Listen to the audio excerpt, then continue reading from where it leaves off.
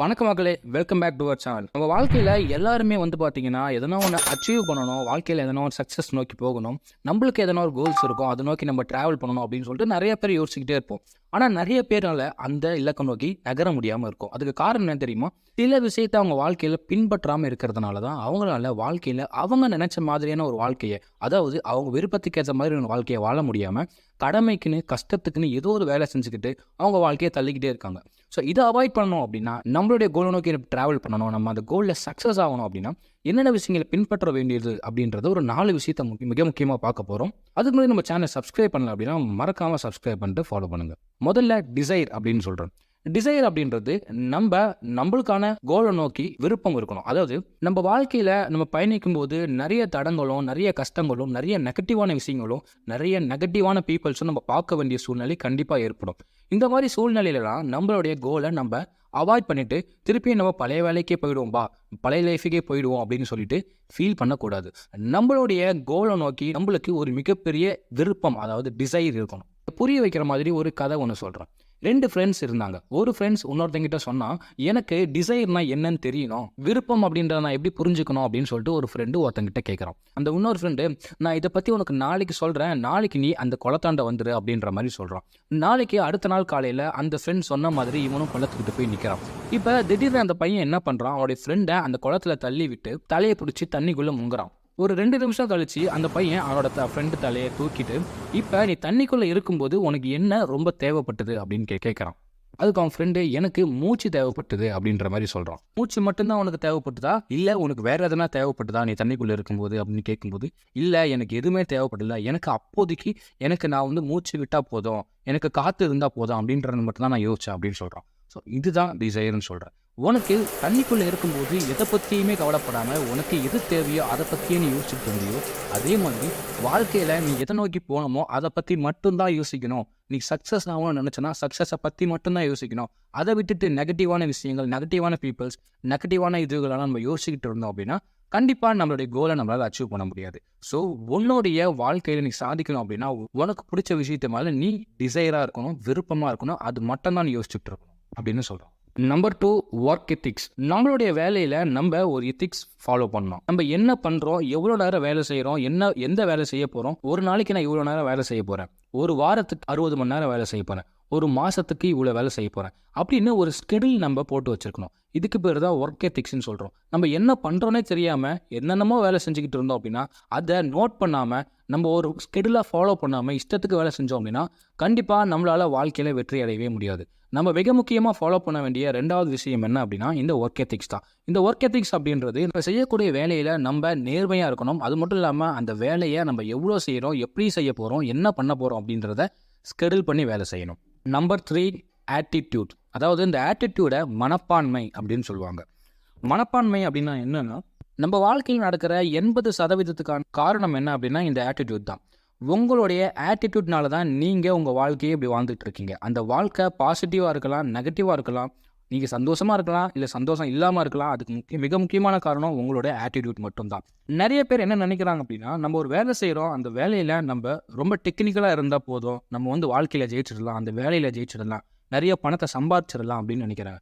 ஆனால் அப்படி கிடையவே கிடையாது. இங்கே டெக்னிக்கல் ஸ்கில்லை விட, அதாவது அந்த தொழில்நுட்பத்தை விட நம்மளுடைய ஆட்டிடியூட் எந்த மாதிரி இருக்குது அப்படின்றத பொறுத்து தான் நம்ம அந்த வேலையில் திறம்பட வளர்கிறதுக்கும் அதில் அதிகமான பணத்தை சம்பாதிக்கிறதுக்குமே உதவப்படும். உதாரணத்துக்கு நீங்கள் ஒரு வேலை செய்கிறீங்க, அந்த வேலையில் ரொம்ப டெக்னிக்கலாக ஸ்ட்ராங்காக இருக்கீங்கன்னு வச்சுக்கலாம், நீங்கள் ரொம்ப தொழில்நுட்பமான விஷயங்களை தெரிஞ்சு வச்சுருக்கீங்கன்னு வச்சுக்கலாம். ஆனால் உங்களுக்கு ஆட்டிடியூட் ரொம்ப டவுனாக இருக்குது. இது என்னால் பண்ண முடியுமா அப்படின்ற ஒரு யோசனையிலே நீங்கள் இருக்கிறீங்க. ஆனால் உங்களுக்கு திறமை இருக்குது. இப்போ திறமை இருந்துமே உங்களால் ஜெயிக்க முடியாமல் போகிறதுக்கு மிக முக்கியமான காரணம் என்ன தெரியுமா? அந்த ஆட்டிடியூட் தான். இதுவே உங்களுக்கு திறமையே இல்லைனாலும் பரவாயில்ல, அந்த ஒர்க் எத்திக்ஸ் தெரியலனாலுமே பரவாயில்ல, உங்களுடைய ஆட்டிடியூட் எப்படி இருக்கணும் அப்படின்னா, என்னால் இதை பண்ண முடியும், நான் பண்ணுவேன், எல்லாரை விடையே நான் சிறப்பாக இருப்பேன் அப்படின்னு நீங்கள் நினச்சிங்க அப்படின்னா அந்த வேலை உங்களுக்கு தெரியலனாலுமே நீங்கள் அந்த வேலையை கண்டிப்பாக கற்றுக்கிட்டு தெரிஞ்சுக்கிட்டு அந்த வேலையை சிறப்பாக பண்ணுவீங்க. ஆனால் நெகட்டிவான ஆட்டிடியூட் வச்சுருந்தீங்க அப்படின்னா கண்டிப்பாக அந்த வேலை உங்களுக்கு தெரிஞ்சாலுமே, இல்லை அதில் நீங்கள் எக்ஸ்பீரியன்ஸாக இருந்தாலுமே உங்களால் அந்த வேலையை செய்ய முடியாது. காரணம் உங்களுடைய ஆட்டிடியூட். அந்த ஆட்டிடியூட் எப்படி இருக்கும் அப்படின்னா, இதை நம்மளால் பண்ண முடியாது, நம்மளை நம்பி இவ்வளோ பெரிய வேலையை தராங்களே, அது முடியுமா நம்மளால், இதை நம்ம எப்படி பண்ண போகிறோம் அப்படின்னு இப்படியே நம்ம யோசிச்சுட்டு இருக்கிறதுனால தான் நம்மளால் டெக்னிக்கலாக ஸ்ட்ராங்காக இருந்தாலும் திறமையாக இருந்தாலும் நம்மளால் அந்த வேலையை செய்ய முடியல, நம்மளால் வாழ்க்கையில் வளரவும் முடியல. அதுக்கு மிக முக்கியமான காரணம் அந்த ஆட்டிடியூட் தான். So kindly change your attitude. ஆட்டிடியூடை மாற்றுங்க, டெஃபினட்டாக உங்கள் வாழ்க்கை பாசிட்டிவான விஷயத்தை நோக்கி நகரும். நம்பர் 4, கோல்ஸ், அதாவது இலக்குகள்னு சொல்கிறோம். இப்போ நம்மளுக்கு வந்து ஒரு கோல் இல்லாமல் இருக்குன்னு வச்சுக்கலாமே. நம்ம ஒரு வேலைக்கு போகிறோம், மாதம் மாதம் சம்பாதிக்கிறோம். நம்ம எதை நோக்கி தான் போகிறோம் நம்மளுக்கே தெரியாமல் இருக்குது அப்படின்னா நம்ம வாழ்க்கையில் சந்தோஷமும் இருக்காது, நிம்மதியும் இருக்காது. இப்போ வாழ்க்கையில் ஒரு வருஷம் முடிஞ்சு அடுத்த வருஷத்தில் நம்ம 0 லெவலில் தான் இருப்போம். ஆனால் நம்மக்கிட்ட எதனோ ஒரு காசு இருந்திருக்கும்.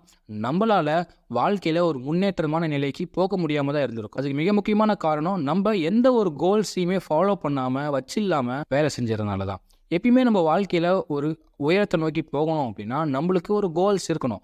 நான் ஒரு வருஷம் அப்புறம் இதை பண்ண போகிறேன், இல்லை ஒரு மாதத்துக்கு அப்புறம் நான் இதுவாக இருக்க போகிறேன், ஒரு மாதத்துக்குள்ளே நான் இதெல்லாம் பண்ண போகிறேன், ஒரு வருஷத்துக்குள்ளே நான் இதெல்லாம் பண்ண போகிறேன். இப்போ 2024, 2025 நான் இந்த மாதிரி ஆக போகிறேன், இந்த அளவுக்கு என்னோடய ஸ்கில்ஸ் எல்லாம் டெவலப் பண்ணிக்க போகிறேன், ஃப்யூச்சரில் நான் இதெல்லாம் பண்ண போகிறேன் அப்படின்னு ஒரு கோல்ஸ் நம்மக்கிட்ட இல்லாத பட்சத்தில் நம்ம வருஷம் என்ன தான் பண்ணுறோம், அந்த வருஷம் முடிஞ்ச பிறகு 0ல் தான் இருப்போம்.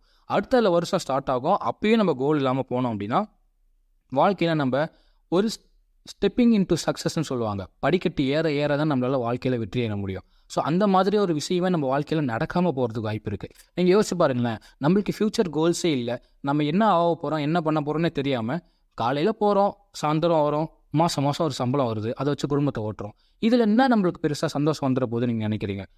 இது மூலிமா நம்ம வாழ்க்கையை வந்து பார்த்தீங்கன்னா ரன் பண்ண முடியும், நம்ம குடும்பத்தை ரன் பண்ண முடியும், நம்ம மேலே வேலைக்கு சாப்பிட முடியும், நம்ம பிள்ளைக்குட்டியில் பார்க்க முடியும். ஆனால் நம்ம பர்சனலாக என்ன டெவலப் ஆகிருக்க முடியும்? ஒன்றுமே கிடையாது, 0ல் தான் இருப்போம். நீங்கள் சுற்றி பார்த்தீங்கன்னா உங்களுடைய ஃப்ரெண்ட்ஸாக இருக்கட்டும், உங்களுடைய ரிலேட்டிவ்ஸாக இருக்கட்டும், இல்லை உங்களுக்கு தெரிஞ்சவங்களாக இருக்கட்டும், அவங்களாம் ஒரு பிளானை ஃபாலோ பண்ணி இதெல்லாம் ஃபாலோ பண்ணி ஸ்கெடியூல் பண்ணி அடுத்தடுத்த லெவலுக்கு போயிட்டே இருப்பாங்க. உங்கள் கூட பழகிட்டு இருந்த ஃப்ரெண்டு இப்போ ஒரு வேலைக்கு போயிட்டு இருப்பான்.